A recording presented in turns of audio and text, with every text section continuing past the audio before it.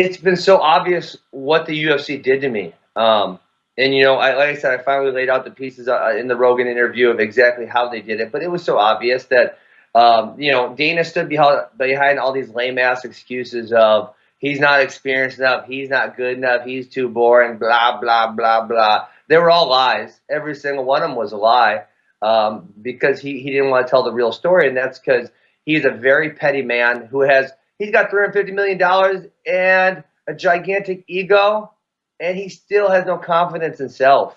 He can't put the fact that I told him that they could do USADA testing and he said no, and then they did it a year later. He can't put that little detail behind him, and because of that little detail where I made him look bad, he has held a grudge ever since then, and it's pathetic. So you're saying that is the root of the issue, that sequence of events right there, that little back and forth about drug testing. That's why you think that he's stopping you from going to the UFC.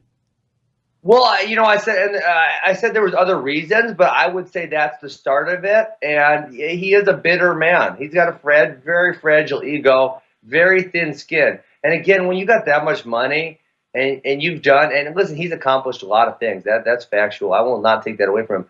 But to have skin so thin, it's pathetic. It really is. And so the other reasons I said they didn't want a Bellator champion becoming a UFC champion. I think they in fact thought I would do that, because that was at the time when Bellator was getting on Spike and it was getting slightly more competitive between the organizations.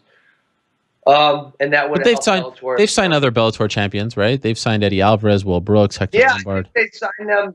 I think they signed Hector knowing that he wouldn't win a belt. And that was obvious. We're better than them. That was their champion forever. He can't be their champion here. And in Eddie, I think they were trying to take away a very important chess piece because Eddie did have a lot of popularity. But then the thing that happened with Eddie's free agency period is the matching clause got challenged and ended up in court.